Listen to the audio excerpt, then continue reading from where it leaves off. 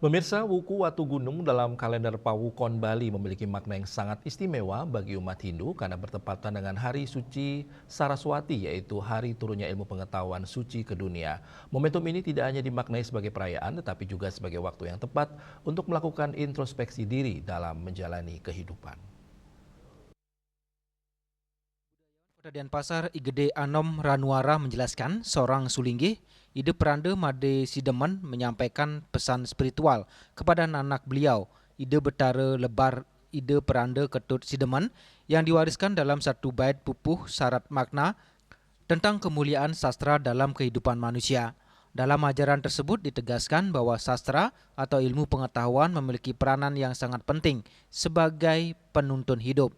Ia mengibaratkan sastra sebagai perahu di tengah lautan kehidupan yang mampu mengantar manusia melewati berbagai tantangan. Dalam kegelapan, sastra juga diibaratkan sebagai pelita yang memberikan penerangan, membimbing manusia menemukan arah yang benar. Bahkan dalam menjalani kehidupan sehari-hari, ilmu pengetahuan menjadi dasar dalam mencari nafkah yang menjalankan dharma sebagai manusia. Lebih jauh dijelaskan pula bahwa ketika manusia kembali kepada Sang Hyang Pencipta, pengetahuan atau sastra itulah yang akan mengantarkan roh menuju asalnya, yaitu Sang Hyang Sangkan Paraning Dumadi. Hal ini menegaskan bahwa ilmu pengetahuan tidak hanya penting dalam kehidupan duniawi, tetapi juga memiliki peran spiritual hingga akhir perjalanan hidup.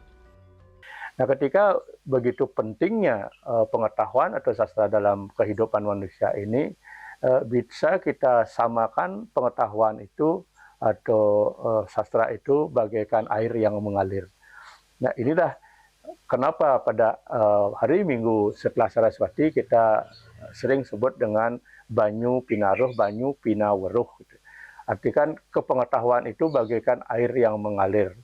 Bagaimana kita bisa mencapai hal itu, bagaimana kita bisa menginjak ke Banyu Pinaweruh, jelas ada beberapa hal yang perlu kita lakoni, yaitu satu, menurunkan ego dalam menjalankan sebuah proses pembelajaran yang sering kita istilahkan dalam runtutan Hari Saraswati, yaitu gunung runtuh, Watu gunung itu adalah ego, dan runtuh itu adalah jatuh. Bagaimana kita harus menurunkan ego ketika mau masuk ke sistem pendidikan atau baik non formal maupun formal.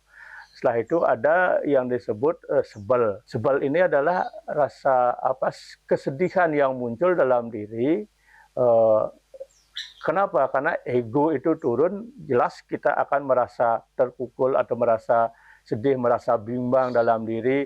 Nah, inilah kemudian disebut mepait-paidan. Ada tarik ulur antara kemauan kita untuk memang terjun untuk mempelajari sebuah pengetahuan atau akan mundur dari sistem pengetahuan itu sendiri. Lebih lanjut, Guru Ano menambahkan di hari Rabu memasuki fase Buddha Urip yang dimaknai sebagai kebangkitan jati diri dalam semangat menuntut ilmu pengetahuan. Tahapan ini kemudian dilanjutkan dengan peneteg, yakni proses introspeksi diri untuk meneguhkan niat dalam belajar. Selanjutnya terdapat tahap pengeredanan, yaitu proses mulai membaca dan mempelajari berbagai literasi, baik berupa manuskrip maupun buku-buku. Dari proses ini, ilmu pengetahuan akan turun melalui apa yang dilihat, didengar, dan dibaca, kemudian diolah dalam pikiran hingga menjadi persepsi. Persepsi inilah yang dalam ajaran Hindu sering diibaratkan sebagai Banyu Pinauruh, yakni pengetahuan yang terus mengalir seperti air, memberi kehidupan, kesadaran bagi manusia. Melalui peringatan Hari Saraswati pada Wuku Watu Gunung ini, umat Hindu diharapkan tidak hanya memuliakan ilmu pengetahuan, tetapi juga mampu menjadikannya sebagai sarana introspeksi diri, memperbaiki sikap, serta menuntun langkah kehidupan menuju keseimbangan antara skala dan juga niskala. Hendra, Bali TV.